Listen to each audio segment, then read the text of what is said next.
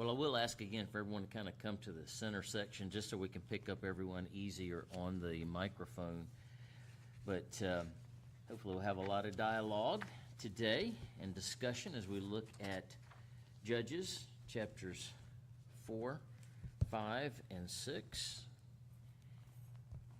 Just a couple of things that I was going to recap us on regarding Judges and the study of Judges.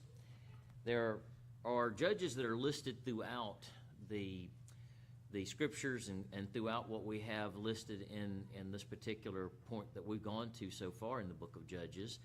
And it is interesting when we see the cycle that's listed up here on the screen, a cycle of sin. And it's a cycle of sin that we will see that is seemingly only broken by as a result of God's great mercy and kindness towards the Israelites because of their continual desire to fall back into sin, and as a result of falling back into sin, reaping the consequences of such sin, and their subsequent desire to come back to God. God is very, very gracious over and over and over, as we see. And I think that's one of the most important aspects for us to really grasp out of all of this is, one, don't fall into the cycle of sin first, but if we do, cry out and understand that we serve a God that is very, very kind and gentle towards us. We did have a list of a few maps that we had from the previous study that I'll just make reference to here regarding the location in Israel during the time of the Judges, where the judges were actually located, as far as, each one seemed to be from different parts. And you think about that, honestly, when you look at that map right there that's on the screen, it's almost as if you could, from that, derive that God is everywhere and that God is in each part and each crook and nanny of everything that goes on. And he has these individuals that are scattered throughout all of Israel, and they are individuals that will come on the scene at different times. We've looked at a few of them to this point, and it is interesting as we go through this that we will see that each judge has different aspects or attributes that God will utilize. And one of the things that's, I think, important for us to grasp out of this too is that these are imperfect people. But God is able, with His Spirit, with His power, to utilize normal, everyday, average people and imbue them with His Spirit and or different aspects of character and different traits that are needed for Him to actually bring Israel back and conquer their enemies. When we look at Deborah, we see that she's listed and given the gift of prophecy. And when we look up that word prophecy, of course, we can look at the New Testament relative to prophecy, and of course that can also mean teaching. In this case, it's a part of singing, and I think it's no far concept from our minds. And when we look in the Old Testament, many of the prophecies, whether they were psalms or whether they're even some of the messages given by the prophets, they were meant to be sung, which is very foreign to us, I think, for the most part, in our society and our culture. It's interesting when we look at her as well, we'll see that there are 4 other individuals that are females that are given the gift of prophecy as well in the Old Testament. See their names here.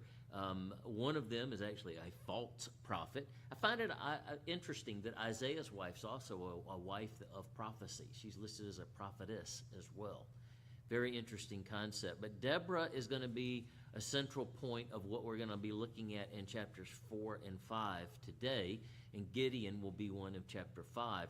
We've already looked at a few others with Othniel and made reference to the fact that it was the Spirit of God that came on him. And, when you think about that, there is an implication given that what God is doing is He is giving His Spirit to certain individuals who are judges, that are individuals for which the Israelites are going to in order to understand what God's direction is for them and give them direction. That's a part of what Deborah is listed as being this prophetess with the gift of prophecy as well as judgment. And they're giving God's Spirit. Now you think about that. What does that imply?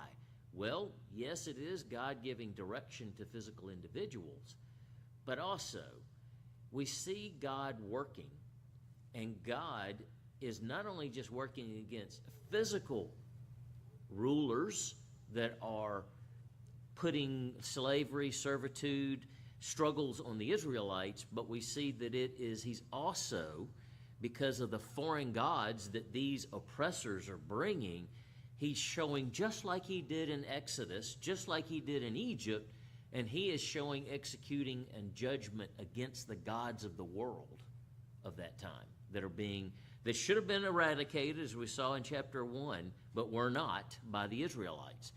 We see that Ehud's given the Spirit of God as well. We see that, as you have here, Samagar, I think it is, Shamagard, he's a gift of a warrior. And with Gideon, he is also going to have the Spirit of the Lord given to him. And we'll read a little bit later in Jephthah, he will be the gift of a warrior as well. And with Samson, he's given the gift of strength in regards to that. I find it interesting because God's word is very, very specific in stating that certain individuals were given certain talents. Deborah's talent is not a battle warrior. She's not given this great strength, nor are the others given, but she's given prophecy and she is given judgment. And that'll be a very important aspect of what we will see with Barak today. Looking at the chapters that we see, you see the outline here of chapters 4 and 5 and some things that we'll be looking through as we begin reading through this. I'm going to begin today and if you have your Bibles, turn to Judges chapter 4. I am going to begin by reading from the Beroan Standard Bible in verse 1 of chapter 4. It says, "After Ehud died, the Israelites again did evil in the sight of the Lord.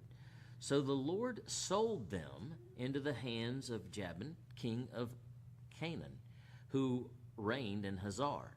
The commander of his forces was Sisera, who lived in Horhath. Then the Israelites cried out to the Lord because Jabin had 900 chariots of iron, and he had harshly oppressed the Israelites for 20 years. Now Deborah, a prophetess, the wife of Lapidoth, was judging Israel at that time. And she would sit under the palm of Deborah between Ramoth and Bethel and the hill country of Ephraim, where the Israelites would go to her for judgment. She summoned Barak, son of Abinadab, from Kadesh in Naphtali, and said to him, "Surely the Lord, the God of Israel, is commanding you, go and march to Mount Tabor, taking with you 10,000 men of Naphtali and Zebulun. And I will draw out Sisera, the commander of Jabin's army, his chariots and his troops to the river Kadesh. And I will deliver him into your hands." Barak said to her, "If you will go with me, I will go. But if you will not go with me, I will not go."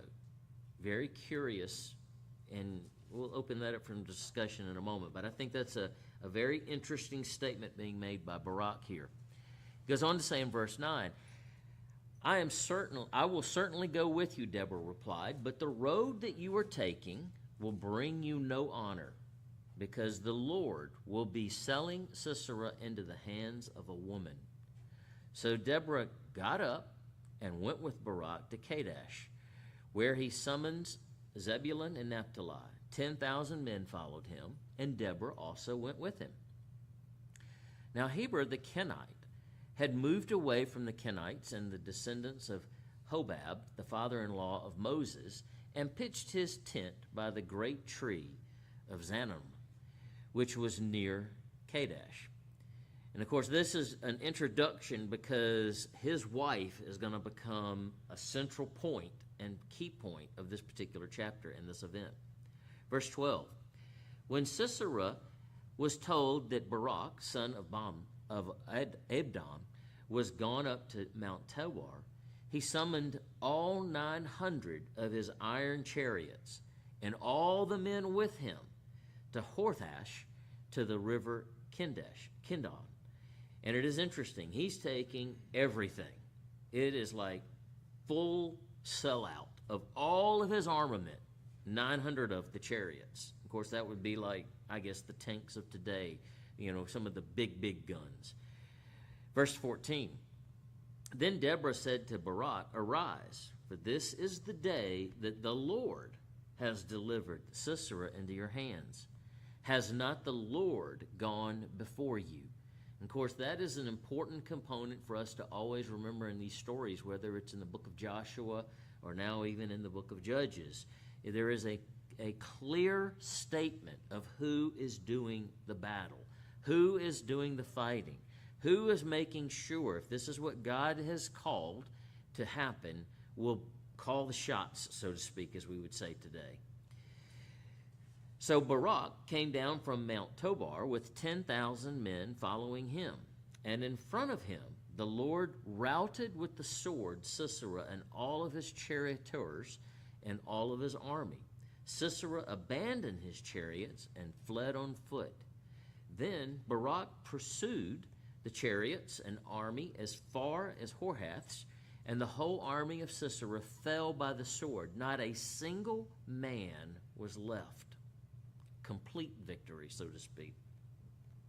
Verse 17, meanwhile, Sisera had fled on foot to the tent of Jael, the wife of Heber the Kenite. So this is going back up to the introduction in verse 11 of who Heber is, but notice the focal point is his wife, who is Jael.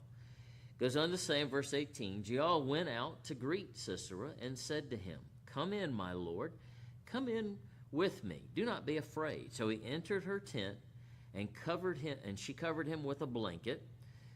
Apparently he must have been weary from his running. Sisera said to her, please give me a little water to drink, for I am thirsty. She opened a container of milk, gave him a drink, and covered him again. Stand at the entrance to the tent, he said, and if anyone comes and asks, is there a man here, say no.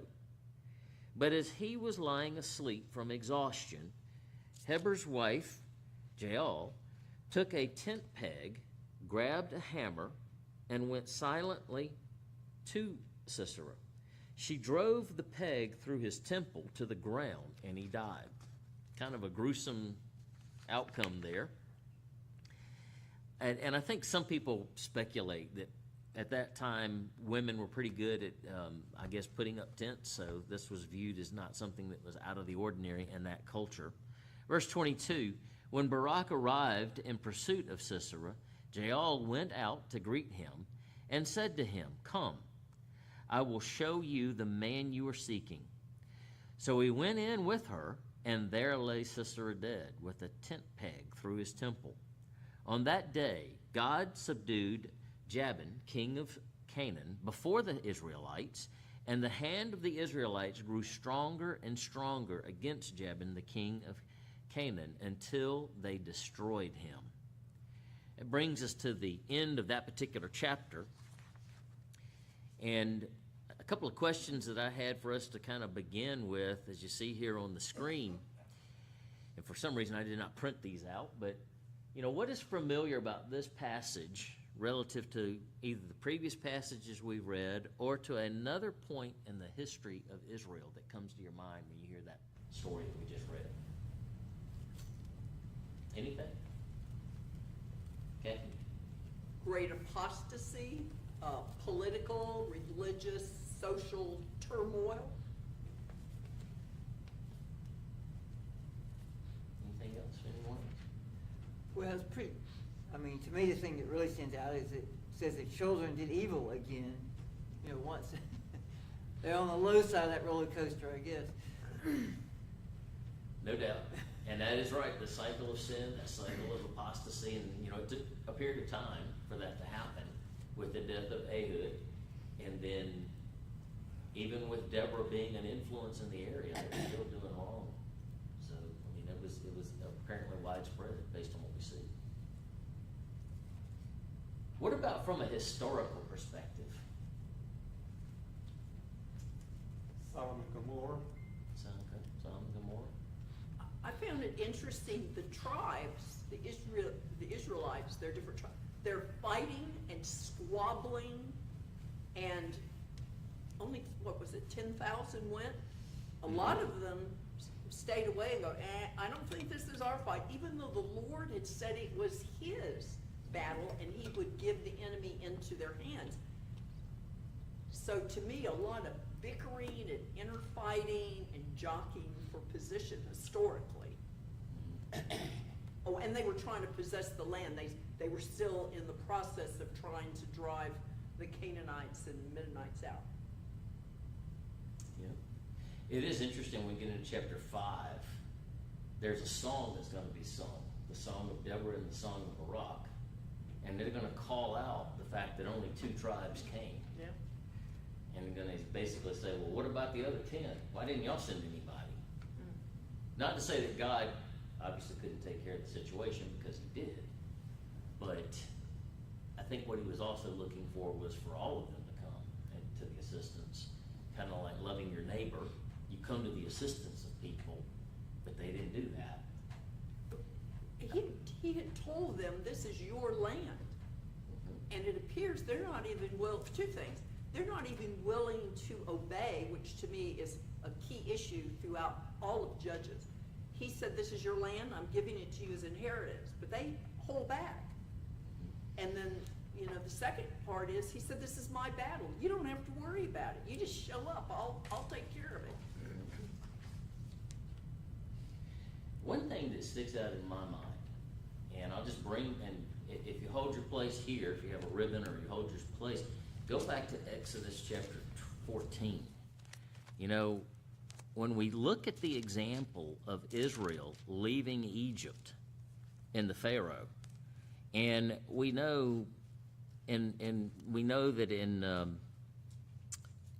verse 4 of chapter 14 of Exodus, we see God making the comment, I will harden Pharaoh's heart, and he will chase after them, and I will be honored through Pharaoh and his army, and the Egyptians will know that I am the Lord, and did so.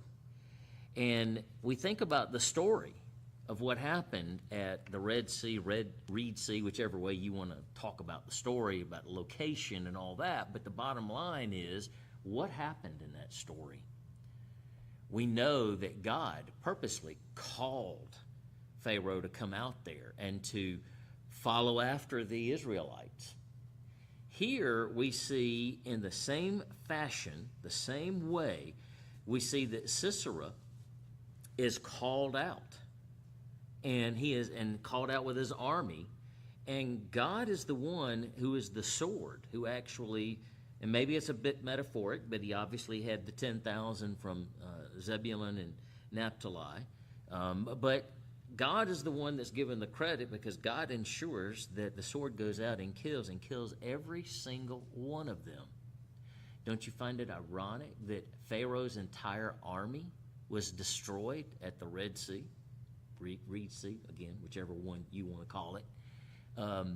No one left. I find it interesting that Pharaoh basically took all of his military to chase after Israel. It was 600 chariots. Here we have 900 chariots. More chariots, bigger army. We have a ruler in the form of Pharaoh, God purposely hardening his heart, God purposely drawing him into the area for which God then will destroy him by having water fall on all of them and kill all of them, other than Pharaoh. And then we see here, in a very similar fashion, we see 900 chariots go out to battle. God, we don't know exactly, how that happens but we see the sword of the Lord is the one that kills them all.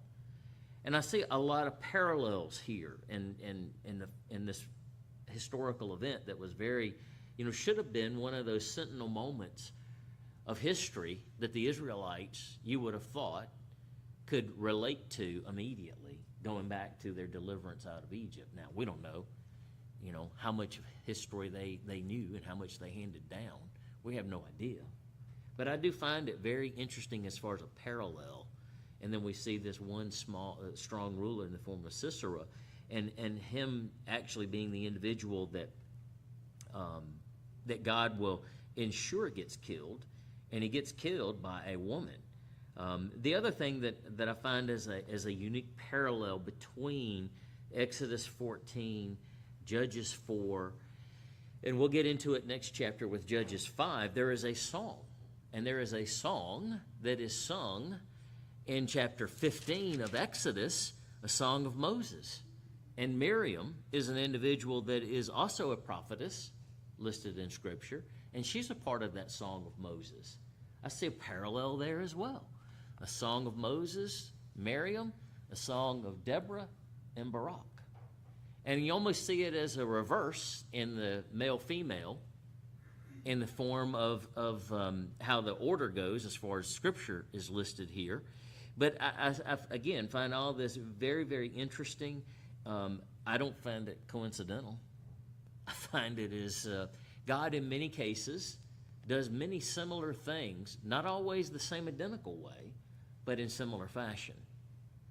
And that's the God we serve. And I think that's the part to also remember out of all this as well.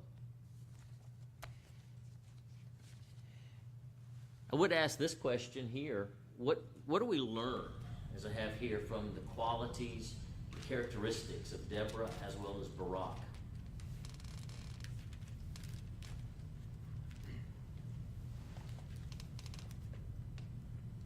What can we ascertain based on what we've seen about these two individuals?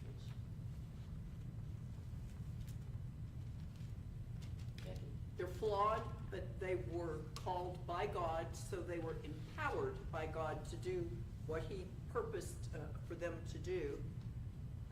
Let's see. I made some notes. Let me see. God hasn't forgotten his covenant people, although through their apostasy and their cycle of sin, they have broken their covenant with him. But those two he has sent to deliver Israel from their oppressors. Okay. Any other thoughts? Do any of you find it, I won't use the word ironic, but different that God's working through a woman in this particular case? Absolutely. I think that's a little bit different compared to what we see typically in Scripture, and for that matter, even typically among the judges of Israel. To our knowledge, at least based on what we see in Scripture, she's the only female. She's married, and we see that it makes a point, whoever the writer is, many people think this is Samuel that wrote this, but whoever the chronicler is, makes a point to say that she was married. So we know that she had a husband.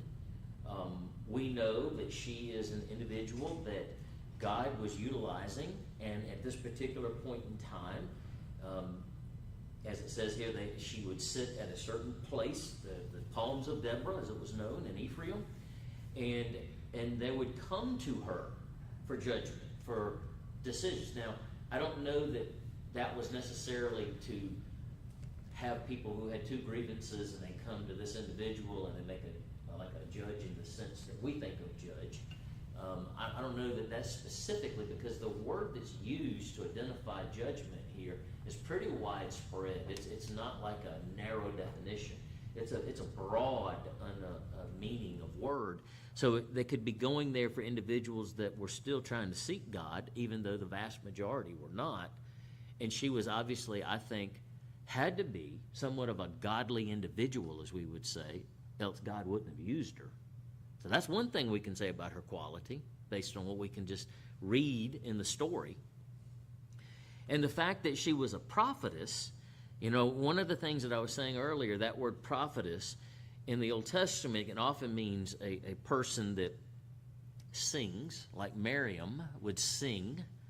And many of the prophecies of male and female prophetess and prophets were sung. And that is, I'll be honest, say to me, that's kind of weird.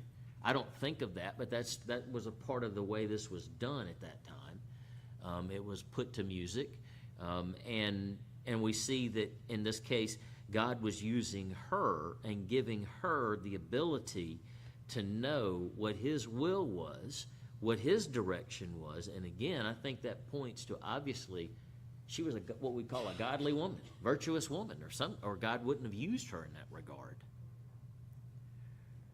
What do we think we can ascertain about Barak based on what we have here? And I ask that question because I've heard a lot of different opinions about this, and I'm curious what your opinions may be. So it says, in my translation, when Deborah first calls him up, she goes, has not the Lord God commanded, do the truth? So it sounds like there's been a previous command to go take care of this other king, and he hadn't done it yet. That's what it sounds like. Yeah. So he sounds like he might be a procrastinator. He's obviously afraid about having Deborah's backup. Any other thoughts, comments? Mr. Vogel? Somewhere along the line, he was thinking, but he should have said, uh-oh, remembering back what had already happened. Bill? Just a thought here, Neil, in verses 8 and 9, Barak knew that, based on what Sisera said, that the glory wouldn't be his, and yet he went through with it anyways. And how many men at that time would have done that? I think that's another characteristic, being exposed in words. Kathy? I see two things. I don't see him as favorably as you do, Bill, but I'll give him his due. I think Barak perhaps is symbolic and represents the weakness and the cowardness of the Israelite men. Because he drew back, and then his obedience was conditional. God had said, it's my battle, you'll win, and he goes, I'll only go if you go, Deborah, because you got God on your side, and I'll go only if you go. And I find sometimes, and there's other examples in the Bible, sometimes our obedience is conditional. It's like, well, I'll do this if you do this. And so I see those two things about him that I do not think are very favorable. It's an interesting perspective because I have read many people in traditional churches of God, and I say that from our background, most of us. That's the viewpoint. He was a weak human. He was a weak man, so God had to put a woman in place. And I used to think that. My opinion, personally, and this is just an opinion, has somewhat evolved as I begin to read through this as well and think to the fact that I'm not so sure that may be the answer. It could be. I mean, I'm not saying it's not. I'm just saying that's been the traditional viewpoint. If a man won't do it, then God's got to raise up a woman. And I'm like, I don't know that that's necessarily, that it's quite that binary. Look at the curses in Deuteronomy. He says, I will put women over you. But there are other prophecies that are listed as well. True. That God works through, and it has nothing to do with that fact. So, I look at this and I begin to think sometimes possibly that another alternative, and I'm going to say that as an opinion, again, I'm just throwing out ideas and thoughts as we'll have a discussion. Is it possible that Barak respected and was so careful to make sure that he would follow God's will, that he was making sure, because he was obviously a person of great valor, I don't see the cowardliness in him not wanting to go to battle. He was wanting to go to battle possibly when God was going to go to battle, and he had the assurance of Deborah that God was with him. And then he went forward with great valor. I mean, that's just a possibility. It's something that, as I was reading through this, I began to think, and I'm like, yeah, I'm not sure that traditional viewpoint that I had in the past was 100% right here. Now, I do find it interesting as well that we see that Jael is a woman who actually is the person that executes Sisera, who is like a figure of a pharaoh, of the other story back in Exodus 14. And it's not that we don't get any indication in the story that Barak was doing like Saul, in that he wasn't executing what God told him to do. He was pursuing him. He wasn't letting him live like Saul did with Agag. He's pursuing him. But God had already determined that the glory was going to come from this particular woman. And I see it as well as a possibility that God is saying, I can work through a lot of different people. It's not through that male, traditional, strong leader. I can execute my judgments, and I will utilize this woman of judgment, this woman that I'm giving prophecies and knowledge to, and that other people are coming to. And I will work through another female and fulfill my prophecy I gave to Deborah through Jael. And she's the one who actually kills the individual. But I don't sense in here that Barak is one of these self-absorbed, male, egotistical centrists that it has to be a man that does this. I sense that it's possible that he's an individual that's, I'm not going to jump out there on my own. I want to make sure God's with me. And when he sees an army of 900 chariots, an overwhelming army against him, he's wanting to make sure that God is with him. And the sense and the link is that God is with Deborah. So if she goes, then I feel comfortable. It's a little added assurance. And as we get into the story of Gideon, God doesn't strike Gideon down just because Gideon asked for a sign.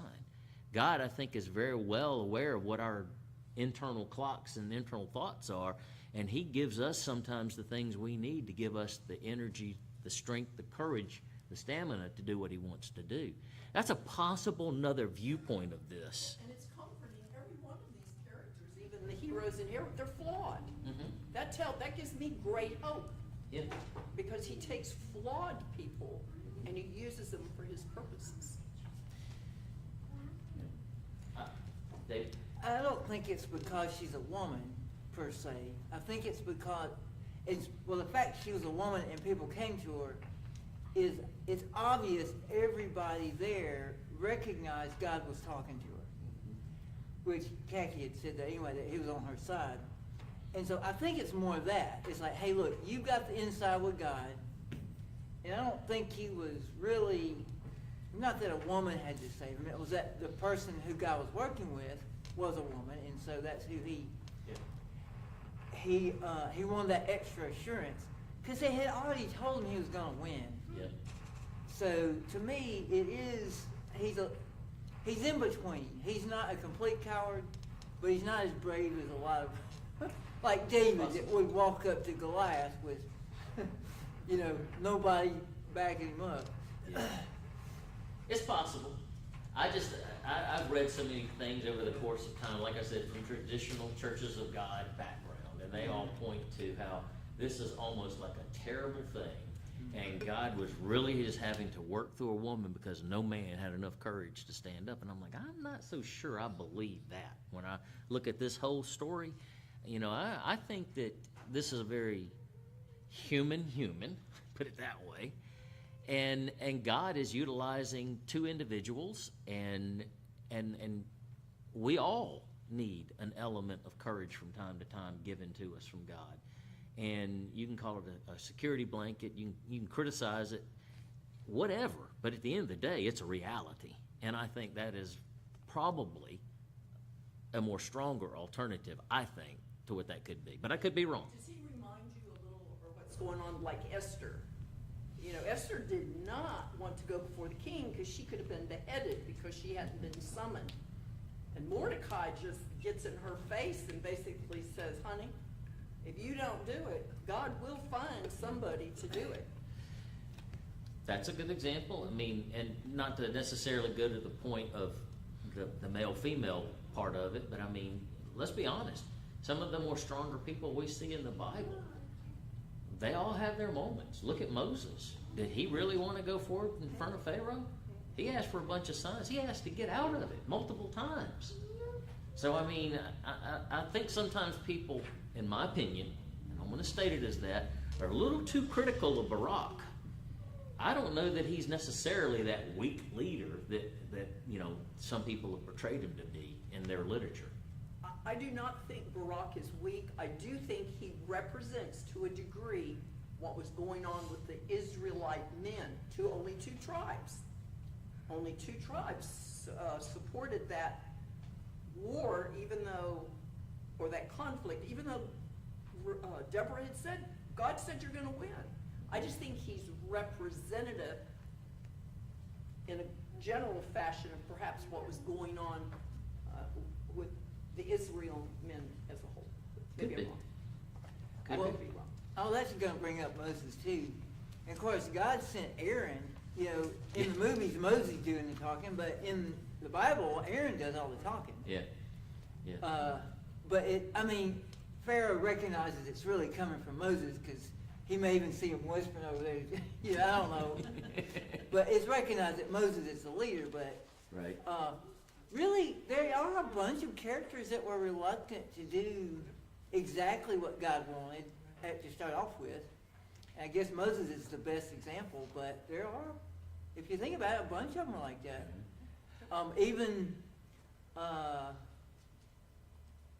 Obviously you brought Gideon. He wanted to, hey, prove it, 2 times. and so I think God is like, I think maybe he's a little displeased, but it's like, okay, that's just the way people are. It's like when kids mess up, you kind of, I know I do anyway, well, they are just a kid. You kind of expect them to do stuff.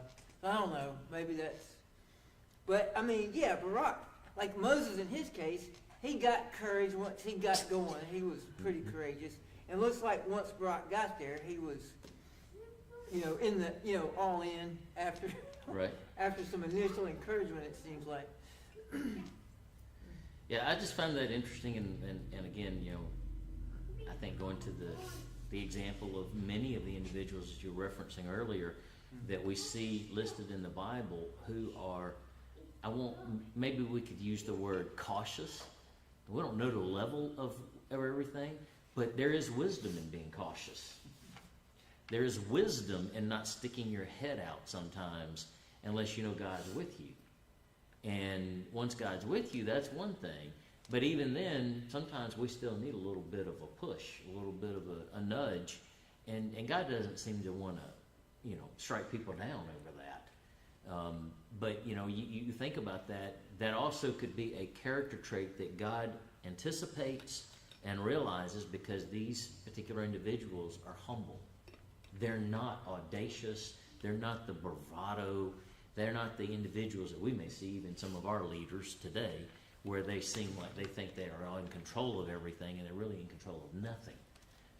And I think that is where God is able to use individuals who are somewhat cautious in a much more powerful way once he gives them the Spirit. Because as we saw earlier, every one of these judges, they were given gifts. They were given either God's Spirit, strength, valor in battle, whatever. They were given things. He selected them, didn't he? Exactly. God selected the judges. Exactly. It wasn't like by lottery. I just throw that out because, like I said, and some of you may have been reading some literature from different organizations, and they all kind of, in my opinion, somewhat trash Barak, and I'm like, I'm not so sure that's a right answer right there. And so anyhow, just a different thought, just open for discussion. Let's go on to chapter 5. Let me back this up here. Chapter 5, as I said earlier, is a song of Deborah and Barak. And in many regards, this particular chapter is going to kind of fill in some of the story a little bit. And just like the Song of Moses that would have been sung with Miriam after Exodus 14, it's another unique parallel that I think is somewhat like what we see in the book of Exodus. But here, beginning in verse 1, it says, "On that day, Deborah and Barak, son of Amram, sang this song. When the princes take the lead in Israel, when the people volunteered, bless the Lord. Listen, O kings, give ear, O princes, and I will sing to the Lord. I will sing praise to the Lord, the God of Israel. O Lord, when you went out from Seir, when you marched from the land of Edom, the earth trembled, and the heavens poured out rain, and the clouds poured down water. The mountains quaked before the Lord, one of Sinai, before the Lord, the God of Israel. So there's like going back to that same imagery, and that's why I think there is connection to the stories, because the song's connecting the stories. In the days of Samagar, the son of Anath, in the days of Jael, and obviously what she did, God's making sure is recorded, because that's what God wanted her to do, and she executed on it. The highways were deserted, and the travelers took the byways. Life in the villages ceased. It ended in Israel until I, Deborah, arose, a mother in Israel. I'll stop right there just to also interject here. There's a lot of imagery being given here, and I think this is somewhat of, again, another window into the heart or the traits, the qualities of Deborah. She doesn't seem to be that type of woman that, we'll use the term utilized very similar in our culture today. She wasn't a feminazi. She was a motherly person. So that's why, obviously, she would be the type of person people would come to for judgment, because she was caring like a mother towards people. Her approach was not rough and gruff, apparently. It was that of a mother. Now, obviously, a mother can be kind of sharp sometimes, but only when needed, but it's all out of love. So she obviously was a loving individual. So this is a window into her character. Verse 8, when they chose new gods, and this is where I think this is all about something far more than just individuals. This is God showing that he is a God above all other gods, because their culture seemed to be that of, this is our gods going up against your gods, and whoever's going to win is going to be the greater gods. So God's making sure he's putting to shame all other gods. Because then war came to their gates. Not a shield or a spear was found among 40,000 in Israel. My heart is with the princes of Israel, with the volunteers among the people. Bless the Lord, you who ride white donkeys and sit on saddle blankets, and you who travel the road, ponder the voice of the singers at the watering places. There they shall recount the righteous acts of the Lord, the righteous deeds of his villagers in Israel. Then the people of the Lord went down to their gates. Awake, awake, O Deborah. Awake, sing a song. Arise, O Barak, and take hold of your captives, O son of Abdallam. Then the survivors came down to the nobles, and the people of the Lord came down to me against the mighty. Some came from Ephraim with the roots in Amalek. Benjamin came with your people after you. The commanders came down from Macharon. The bearers of the marshal's staff from Zebulun. The princes of Ishkar were with Deborah, and Ishkar was with Barak, rushing into the valley at his heels. In the clans of Reuben, there was great indecision. Why did you sit among the sheepfolds to hear the whistling of the flocks? The clans of Reuben, there was great indecision. Gilead remained beyond the Jordan. Dan, why did you linger by the ships? Asher stayed at the coast and remained in his harbors. Zebulun was a people who risked their lives. Naphtali too, on the heights of the battlefield. Kings came and fought, and then the kings of Canaan fought at Tanash and the waters of Megiddo. But they took no plunder of silver, for the heavens and the stars fought. From their courses they fought against Sisera. The river Kishon swept them away, and the ancient river, the river of Kishon. March on, my souls, in strength. Then the hooves of the horses thundered, the mad galloping of their stallions. Curse Merzon, says the angel of the Lord. So obviously, it looks like the sword of the Lord that fought this was an angel of God, it appears. Bitterly cursed their inhabitants, for they did not come to help the Lord against the mighty. In other words, this mighty army, this bigger army than what they were, this powerful army of 900 chariots.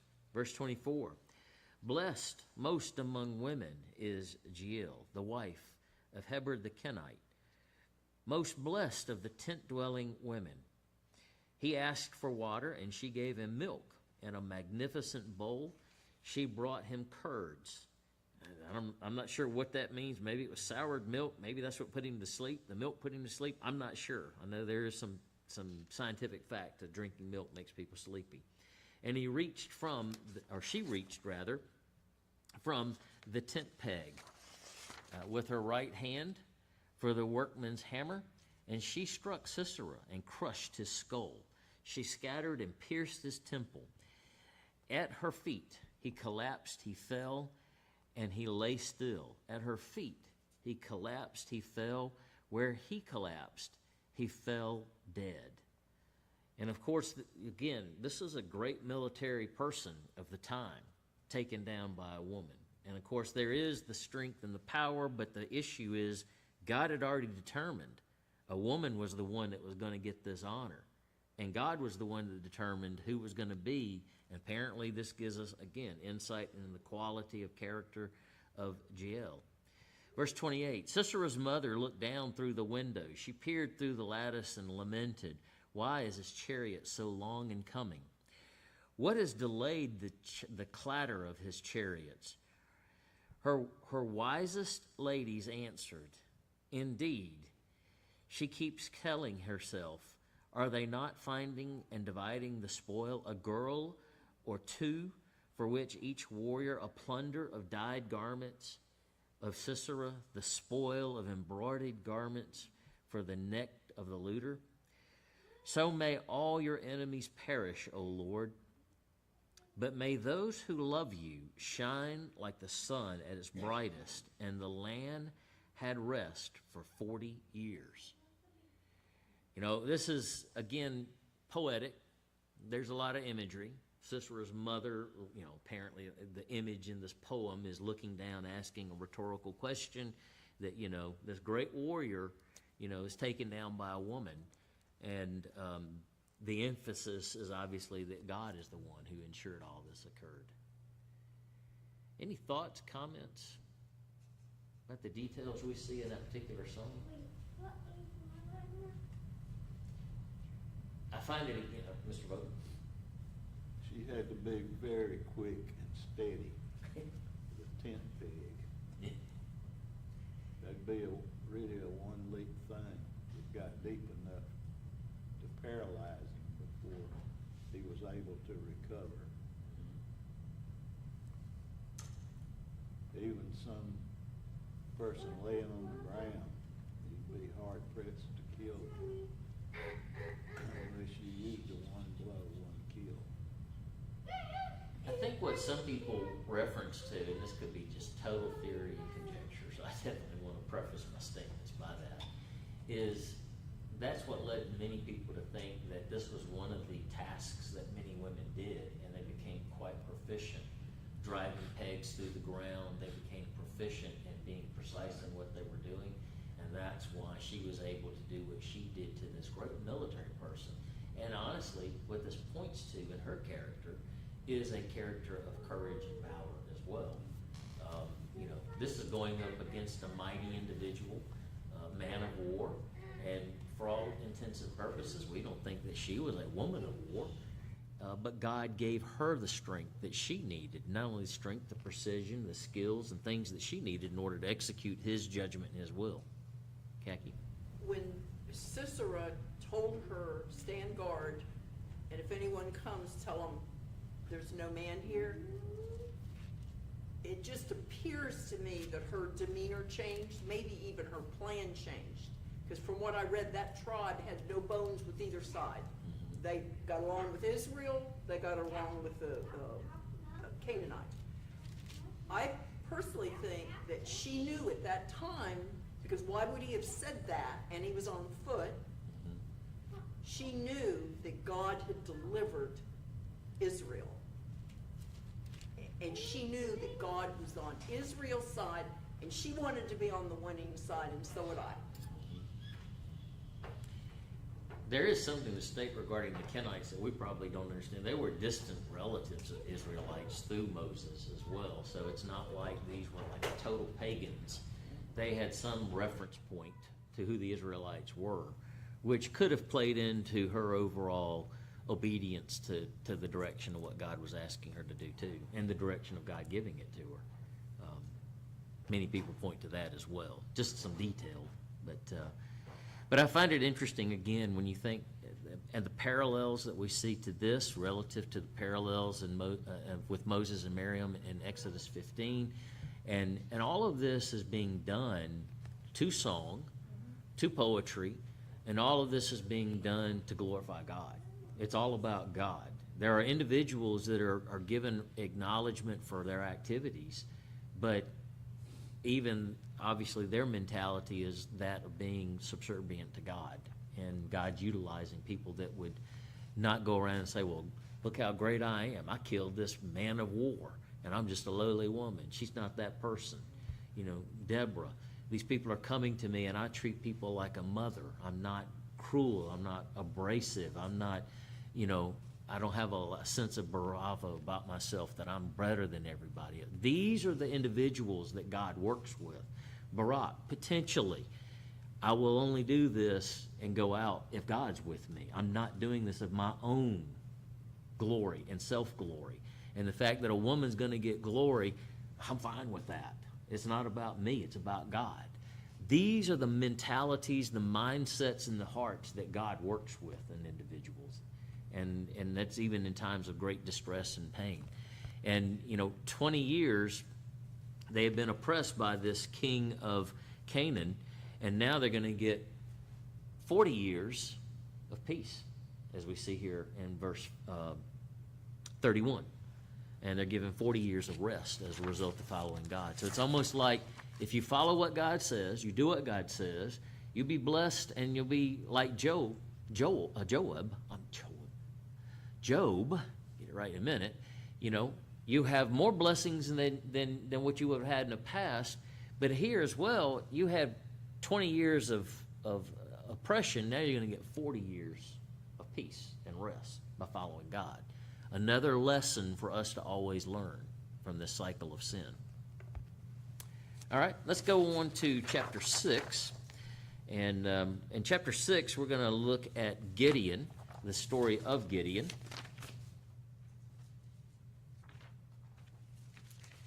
And I know as an individual growing up, I always took a great amount of courage from Gideon's story. But we'll begin in chapter 6, verse 1. Again, the Israelites did evil in the sight of the Lord. The cycle of sin starts over again after that. So he delivered them into the hands of the Midian for 7 years this time. It's a different captor, different oppressor. And the hand of Midian prevailed against Israel because the Midianites, the Israelites, prepared shelters for themselves in the mountains, caves, and strongholds. So this is a situation where they became so oppressive. Apparently the Israelites, lived out in where no one else wanted to live. And they would move out into caves and mountains and not live in cities because of how oppressive it was. Whenever the Israelites would plant their crops, the Midianites, the Amalekites, and others, people of the east, would come up and invade them, encamping against them as far as Gaza and destroying the produce of the land. They left the Israelites with no sustenance, neither sheep nor oxen nor donkeys, for the Midianites came with their livestock and their tents as a great swarm of locusts.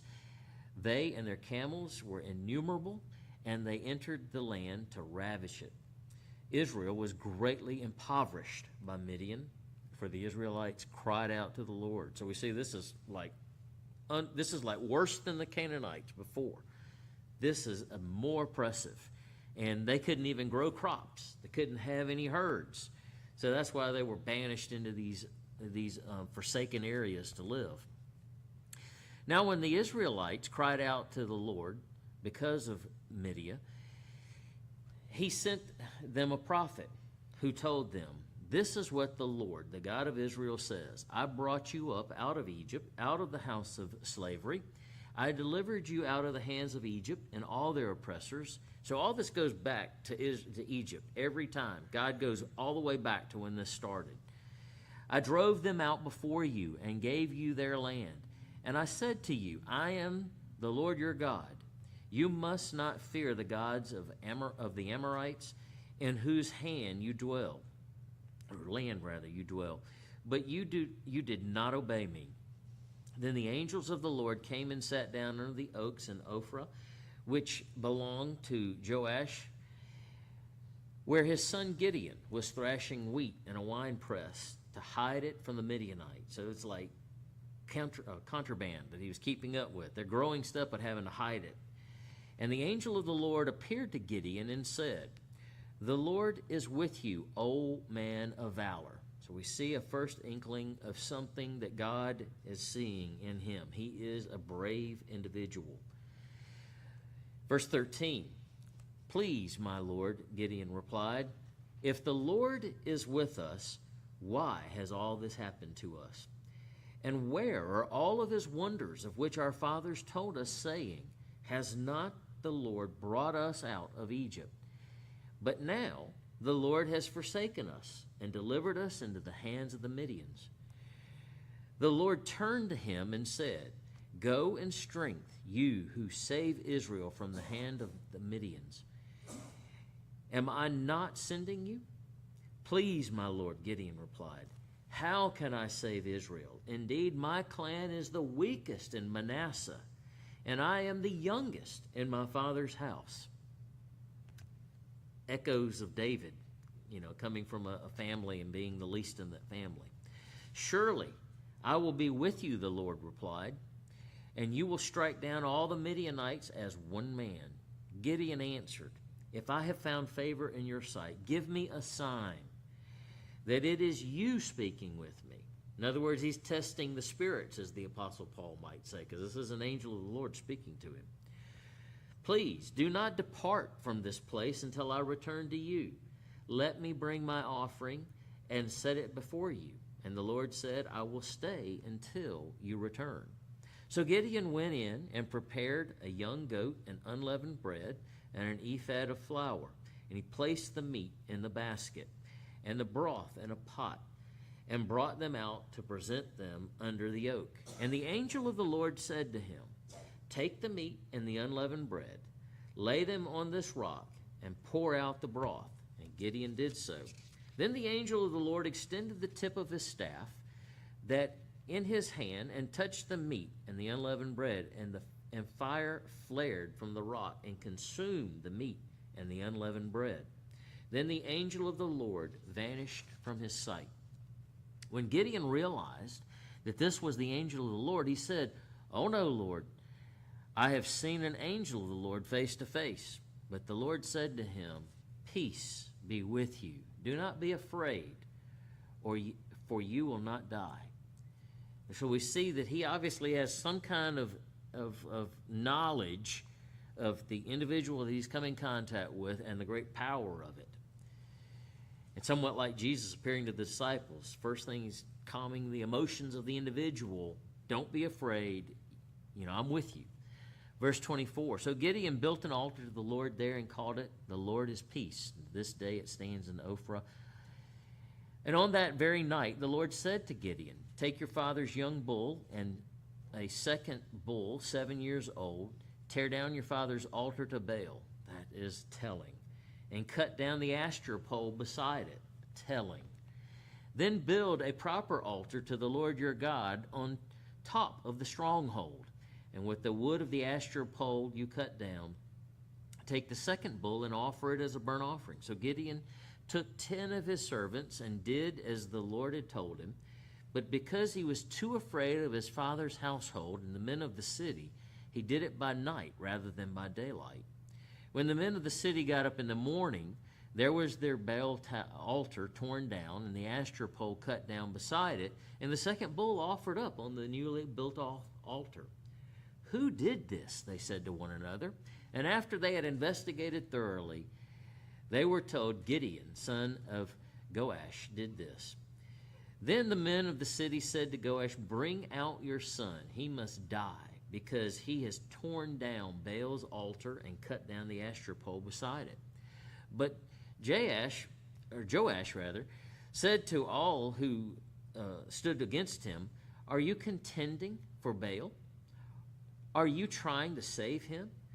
Whoever pledges his case will be put to death by morning. If Baal is a god, let him contend for himself with the one who has torn down the altar." So on that day, Gideon was called Jeobal, which, that is to say, let Baal contend with him, because he has torn down Baal's altar. Then all the Midianites and the Amalekites and the other people of the east gathered together, crossed over the Jordan, and camped at the valley of Jezreel. So the Spirit of the Lord came upon Gideon. He blew his ram's horn and rallied the Abarites behind him, calling up them to arms. Gideon sent messengers throughout Manasseh, as well as Asher and Zebulun and Naphtali, so that they came up to meet him. Then Gideon said to God, "If you are going to save Israel by my hand, as you have said, then behold, I will place a fleece of wool on the threshing floor. If there is dew only on the fleece and all the ground dry, then I will know that you are going to save Israel by my hand, as you've said." So that is what happened. And when Gideon arose the next morning, he squeezed the fleece and wrung the dew on a bowl full of water. Then Gideon said to God, "Do not be angry with me. Let me speak one more time. Please allow one more test with this fleece. This time let it be dry and the ground be covered with dew." That night God did so. Only the fleece was dry and the dew covered the ground. That brings us to the end of chapter 6.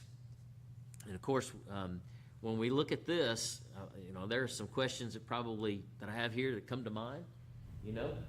Why did it take Israel so long to cry out? Why do you think that cycle took so long? Seems to be a generational thing, don't you think? That's what I was going to suggest. It seems to be a generational thing, which leads to the fact that it appears that parents didn't teach their children grow up not knowing, and then hence you have a generational issue in grandparents. So I think that points to something throughout all these stories of a responsibility of parents to train their children up in the right ways. They're not going to develop it through osmosis. It has to be actively taught. Now, there is examples that we set and to be learned from, no doubt, but one of the key points of this is we have to be active in our teaching, not just saying, "Oh, well, they're getting it just by seeing me." No, our example needs to be there, but we have to actively teach. I think it's an important aspect of what we're seeing here, too. When we look at this right here with Gideon, what reminds you from Israel's past about Gideon? I think David mentioned it. Moses comes to mind as one individual. Do you not also see Abraham in this story?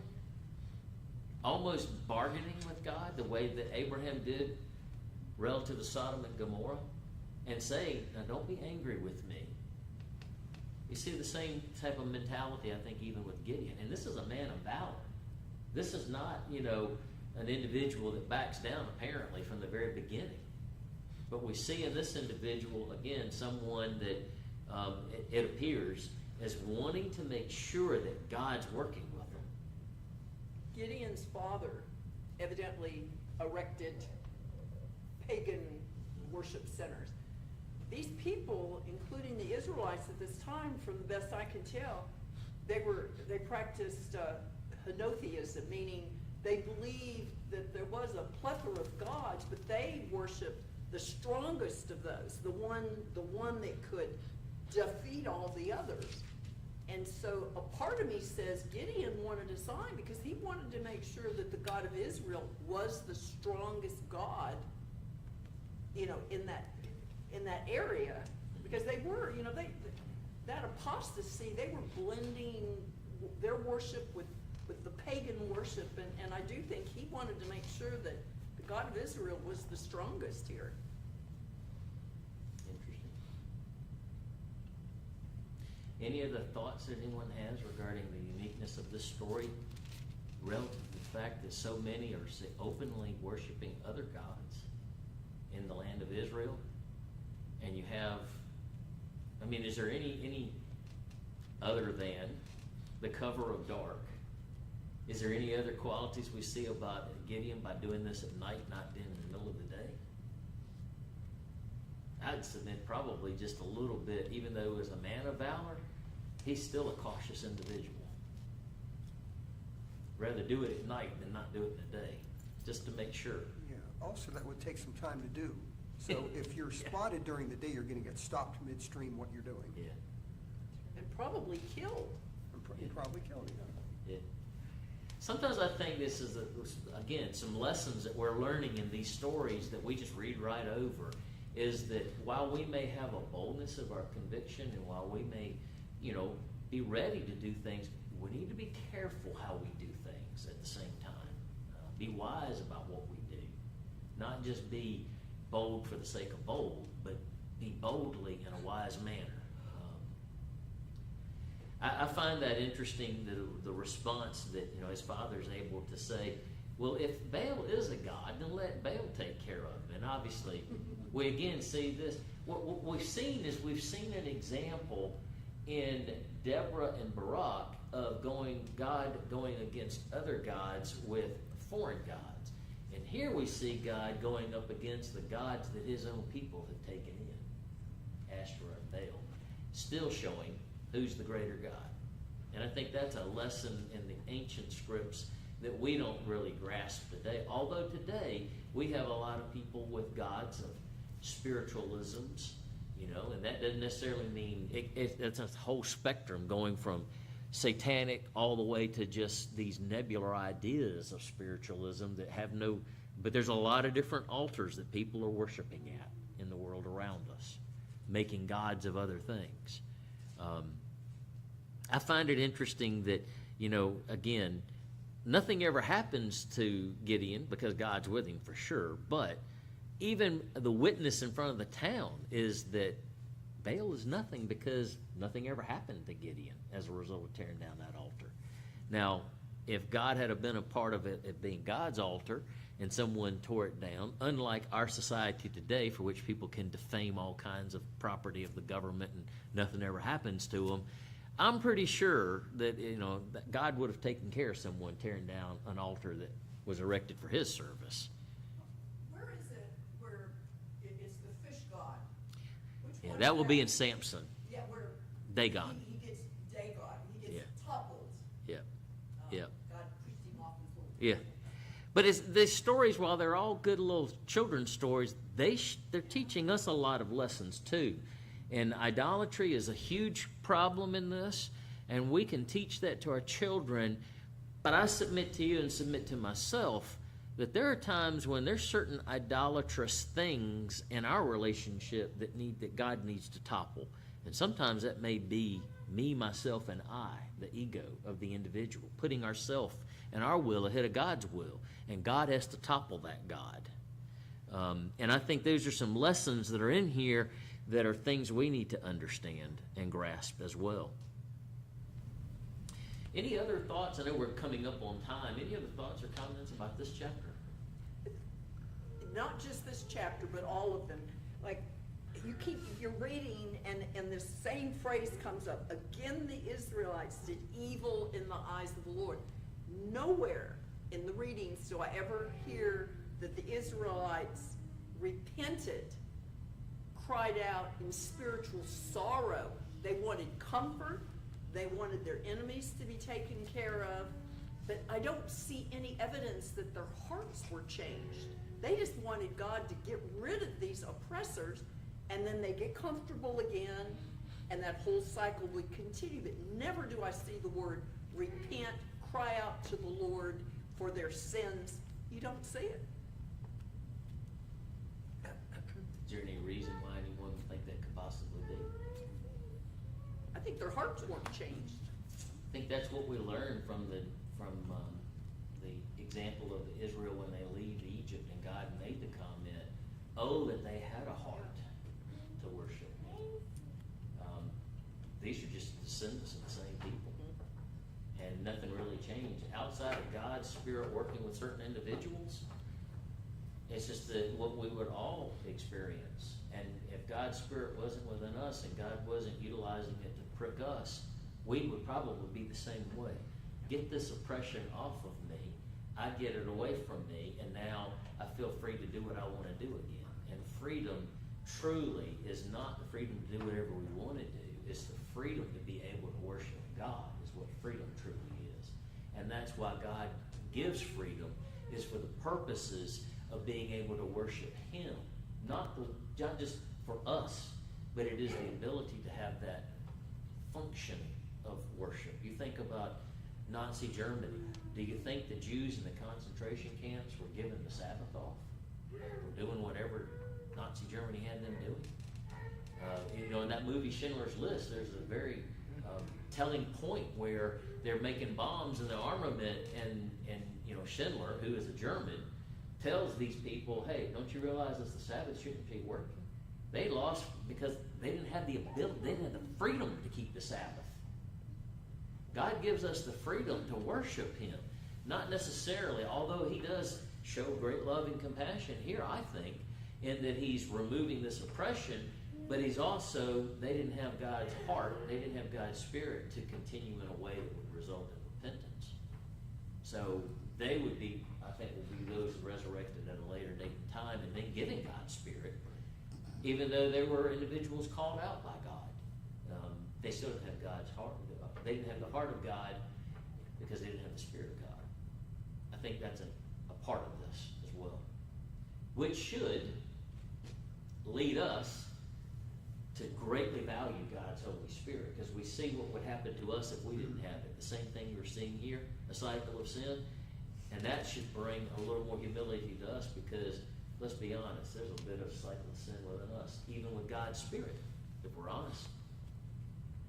The graciousness of God is far greater than our minds can even comprehend, I think. And the oppression was not to destroy Israel, it was to bring them back to Him. I think that was probably part of it, and it's the natural progression of things. Yeah. Whether you have a garden or whether you have anything, the cycle is without constantly keeping, like Adam and Eve were told to keep the garden. If you let it go on its own, it will result in overgrowth and all kinds of things. And our mental garden has to be gardened and be protected, or it will result in the same things. Well, we'll stop for today. Appreciate all the input and the comments, and of course we'll pick up with the story of Gideon in chapter 7 next time.